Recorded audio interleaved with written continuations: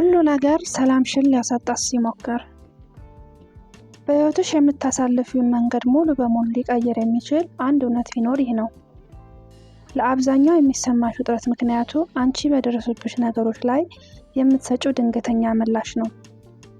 ይህ መጀመሪያ ላይ ሊያስገርምሽ ይችላል። ምክንያቱም ስናዘን ወይም ስንናደድ የፊታችንን ሁኔታ፣ ሰውን ወይም ችግሩን መውቀስ የተለመደ ነው።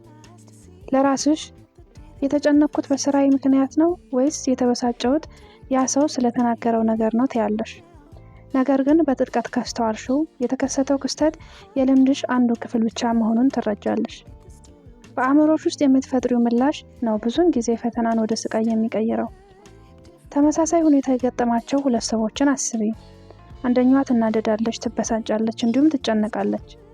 ሌላኛዋ ግን ትረጋጋለች፣ በግልጽ ታስባለች፣ ሁኔታውን በትዕግስት ትይዘዋለች። ክስተቱ አንድ ነው፣ ነገር ግን ያሳለፉት ልምድ ፍጹም የተለያየ ነው። ለምን? ምክንያቱ ልዩነቱ በተከሰተው ነገር ላይ ሳይሆን እያንዳንዷ በሰጠችው ምላሽ ላይ ስለሆነ ነው። አብዛኞቹ ሰዎች ሕይወታቸውን የሚያሳልፉት ያለምንም ማሰብ ምላሽ በመስጠት ነው። ሰው ሲተቻቸው ወዲያውኑ ራሳቸውን ለመከላከል ይቆማሉ። አንድ ነገር ሲበላሽ ወዲያውኑ ይጨነቃሉ። አንድ ሰው በእነሱ ሐሳብ ላይ ካልተስማማ እንደ ግል ጥቃት ይቆጥሩታል። እነዚህ ምላሾች በጣም ፈጣን ከመሆናቸው የተነሳ ተፈጥሯዊ ይመስላሉ። ነገር ግን ከጊዜ በኋላ ይህ ልምድ የማያቋርጥ ውጥረትን ይፈጥራል። ምክንያቱም ሕይወት ሁልጊዜ ስሜትሽን የሚፈትኑ ሁኔታዎችን ይዛ ትመጣለች። ችግሩ አስቸጋሪ ሁኔታዎች መኖራቸው አይደለም። ችግሩ እኛ ለእነዚያ ሁኔታዎች ከሚገባው በላይ ኃይል መስጠታችን ነው። በእጅሽ ላይ የፍም እሳት እንደመያዝ አስቢው። ረዘም ላለ ጊዜ በያሽ ቁጥር ይበልጥ ያቃጥልሻል። ውጥረትና ጭንቀትም እንዲሁ ነው። ሁኔታው ይከሰታል፣ ነገር ግን እኛ ከመልቀቅ ይልቅ በአእምሯችን አጥብቀን እንይዘዋለን። እንደገና እናወጣዋለን፣ እንመረምረዋለን እና ደጋግመን እንኖረዋለን። በዚህ ጊዜ ውጥረቱ የሚመጣው ከራሱ ከክስተቱ ሳይሆን እኛ ከክስተቱን ሙጥኝ ብለን ከመያዛችን ነው። ለዚህ ነው ልታዳብሪው ከምትችይው ትልቁ ክህሎት ለጥቂት ሰከንድ መቆም መቻል ነው። ምላሽ ከመስጠትሽ በፊት ጥቂት ጊዜ ውሰጂ። ከመናገርሽ በፊት ትንሽ ትንፋሽ ውሰጂ። ስሜትሽ እንዲቆጣጠርሽ ከመፍቀድሽ በፊት በክስተቱና በምትሰጪው ምላሽ መካከል ክፍተት ፍጠሪ። ያቺ ክፍተት ጥቂት ሰከንዶች ብቻ ልትሆን ትችላለች፣ ነገር ግን የነገሩን መጨረሻ ሙሉ በሙሉ ልትቀይረው ትችላለች። የተረጋጋ አእምሮ እያንዳንዱ ሐሳብ ተግባር እንደማያስፈልገው ይረዳል።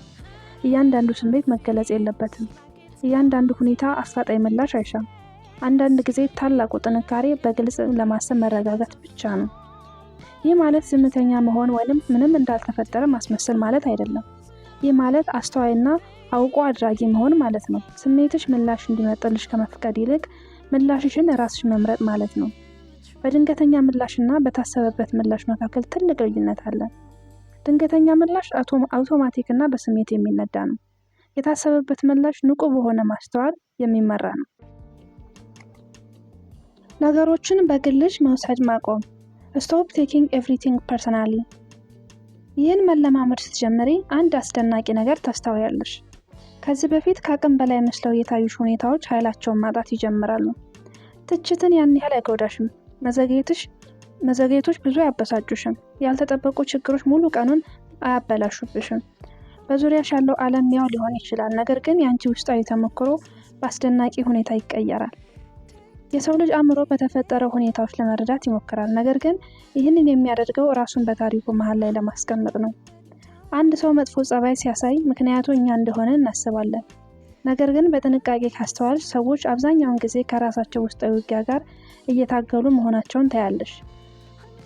ሊጨነቁ ከአቅማቸው በላይ ሲሆኑ፣ በራሳቸው ላይ እምነት ሲያጡ፣ ሊያዝኑ፣ ሊደክሙ ወይም ሀሳባቸው ሊበታተን ይችላል።